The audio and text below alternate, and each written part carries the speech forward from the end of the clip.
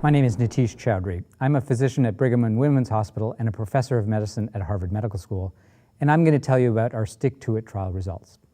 So STIC2IT was a trial that was helping to address the problem of medication non-adherence, or people not taking their medications as prescribed.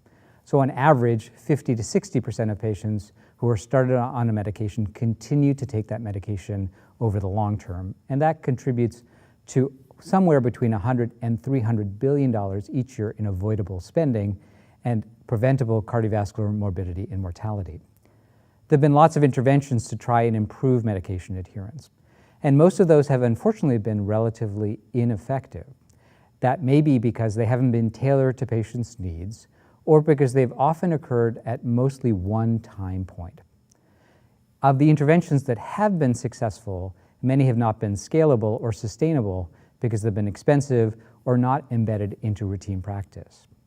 So we wanted to evaluate a strategy which was attempting to overcome some of these barriers. So we tested an intervention which we called a telepharmacist intervention, which was behaviorally tailored, was technologically enabled, and which was delivered by pharmacists who were embedded in a large multi-specialty group practice. And we sought to evaluate whether or not this intervention, which was tested in a very pragmatic way, where patients were randomized and offered the intervention, but weren't forced to take it. So we sought to evaluate whether this intervention improved medication non-adherence, or taking medications as prescribed, which we assessed using medication claims data, and disease control.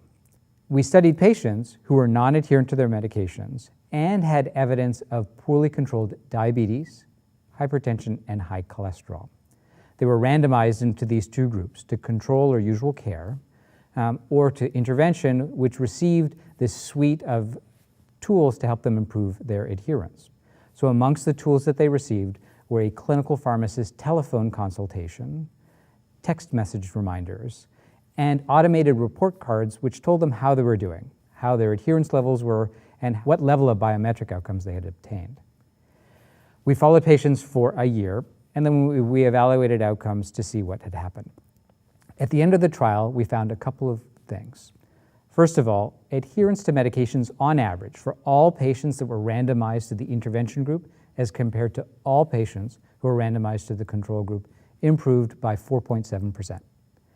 When we evaluated those patients who received the most potent part of the intervention, which was the pharmacist telephone consultation, which we going into the trial assumed only half of patients would accept, and in fact that's exactly what we found, but when we evaluated just those patients, adherence went up by just over 10%. When we tried to relate improvements in adherence to clinical outcomes, we found no change at all in improvements in blood pressure control, LDL cholesterol, or hemoglobin A1c. So in summary, this intervention, which was delivered to patients with poorly controlled diabetes, hypertension, or high cholesterol, who were non-adherent to their prescription medications, improved medication adherence but did not influence clinical outcomes. So on the good side, we saw an improvement in medication adherence, and the magnitude of this change, 5% on average in the intention to treat population or 10% in the as treated population, that's considered to be a relatively substantial increase in adherence, and in fact exceeded what we believed a priori we would observe from this intervention. So on the one hand, we saw a meaningful change, and this would be consistent with changes that would otherwise be associated with improvements in clinical outcomes. But there's unfortunately very little data about the association between clinical outcomes resulting from adherence improvements in patients like the ones who we studied. So the lack of clinical effects then leads us to several possible pathways to improve interventions like that in the future. So first of all, we could try and make the intervention more potent. So as mentioned, about half of patients receive the pharmacist part of the intervention, and maybe we need to design other ways to get more patients in routine care settings to accept interventions like this. Secondly, maybe we targeted the wrong patients, maybe by focusing on patients who were both non-adherent and had poor clinical outcomes, who we hypothesized up front would be the most likely to benefit from the intervention. Maybe those patients were in fact needed in-person help or other support services that we did not offer using a remotely delivered telephone-based consultation program.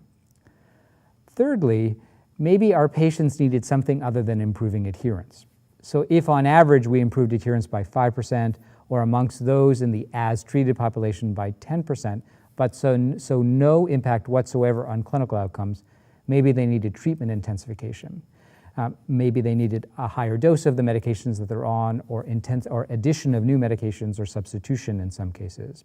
And as a consequence, future interventions should really focus on not only improving adherence, but all the other things that could be done to improve chronic disease outcomes.